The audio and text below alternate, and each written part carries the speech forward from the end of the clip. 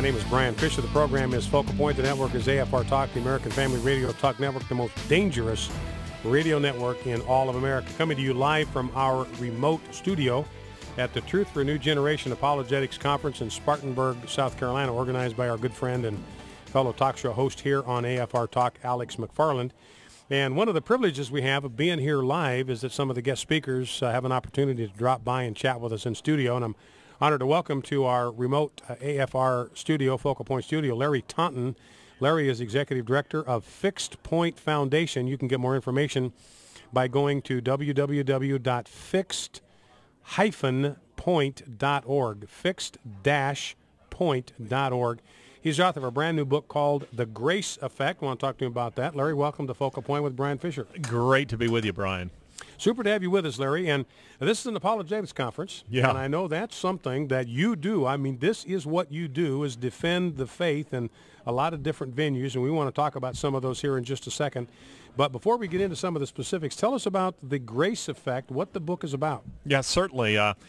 First of all, delight to be with you and to share some with your audience. The Grace Effect is a book that chronicles my interaction with some of the very prominent so-called new atheists, individuals like Richard Dawkins, I call him a professional atheist, not much of a scientist, at Oxford University. The late Christopher Hitchens, who was a political commentator, very aggressive atheist, and others. But basically what I'm doing in the book is I'm saying this, Brian. I'm saying I've had the opportunity to speak with them, to debate them publicly, privately, host them in my home, a lengthy road trip, a couple of them with Christopher, where we studied the Gospel of John together.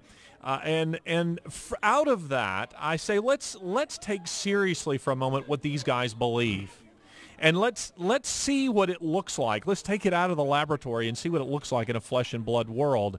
And that takes place through the life of my adopted daughter, Sasha, who was raised in Eastern Europe in 3 different orphanages that were all still running off of the accumulated capital of socialism, which is just another way of saying atheism.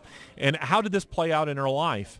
And my argument is effectively this. I argue that her life and that world was a world that was absent what I call the grace effect, a term that I've coined for a specific manifestation of God's common grace, which is only distributed through God's people. And if they're not there, then there's a kind of degradation that happens in the culture. And so we've been delighted to see how people have responded to this very powerful and inspiring story. You know, this is a little bit of a detour, Larry, but I think we're seeing that when you look at the Muslim world, for instance. Oh, my. Because there is no grace effect in Islam anywhere. Yes. It's about works. It's about death. It's about domination. It's about control. It's about punishment. There's no freedom of speech. There's no freedom of conscience. There's no love in Islam.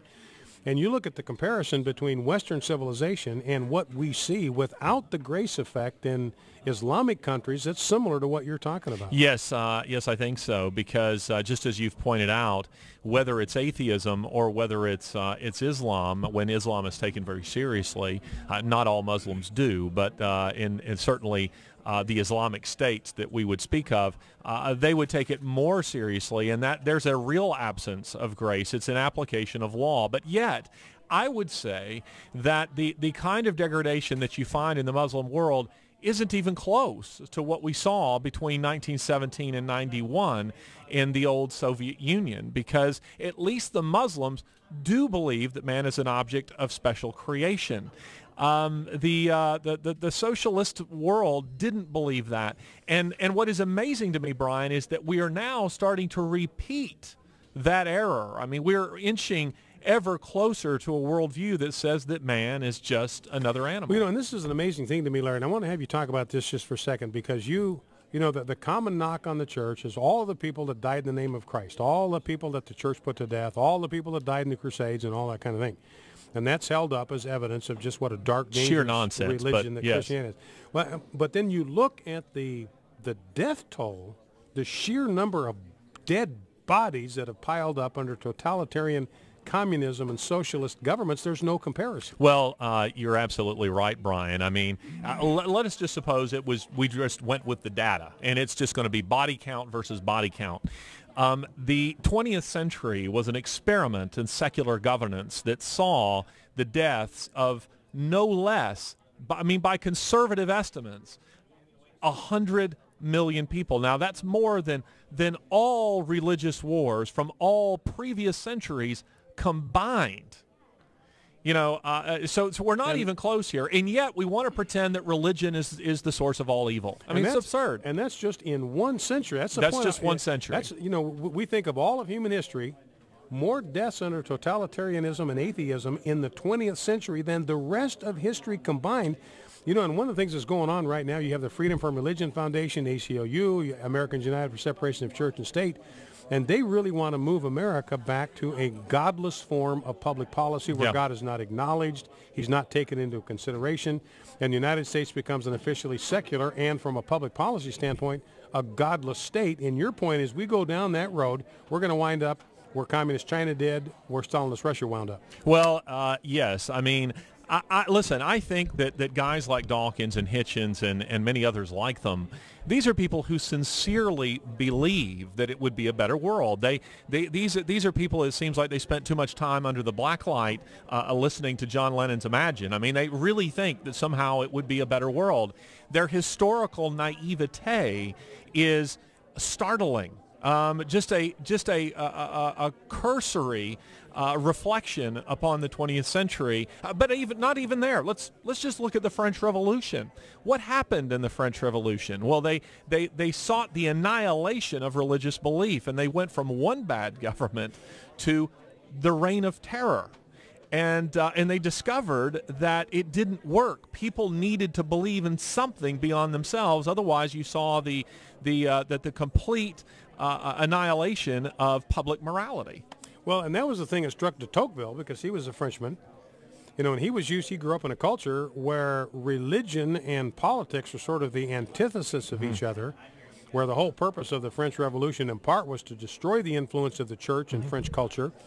And he came to America and he saw something completely different, and he began to recognize that linkage between a vibrant Christian faith and sound public policy was what made America what it was. Well, for sure, and this might be a conversation for us another day. I as a historian, I don't buy into the argument that America was ever a Christian nation.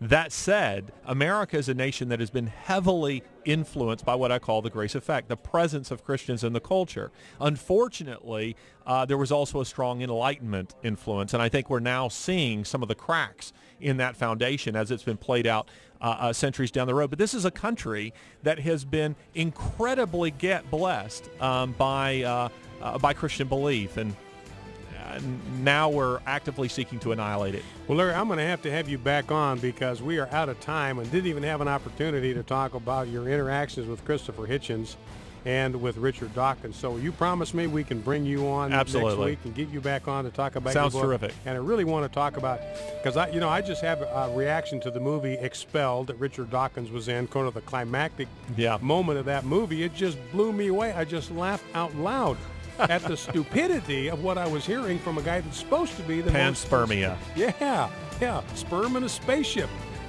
Extraterrestrials. That's why we have life. Got to explain the absence of God one way or another. Yeah. My guest has been Larry Taunton. I encourage you to get his new book, The Grace Effect. Focal Point, AFR Talk. We'll be back with more. Stay with us.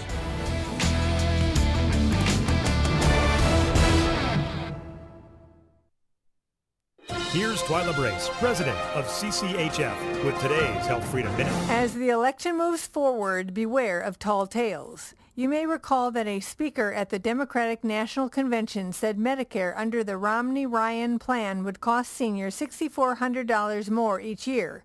The next day, the Washington Post took her to task. The number came from an earlier Ryan plan, not the current one, and it has nothing to do with the Romney plan. Both would allow seniors to choose between a health plan and traditional Medicare. If traditional Medicare costs more than the government subsidy provided to buy a health plan, seniors would pay the difference. How much could that be? No idea, but probably not $6,400. Learn more about protecting your healthcare choices. Sign up for the CCHF Weekly E-News Update at cchfreedom.org. That's cchfreedom.org.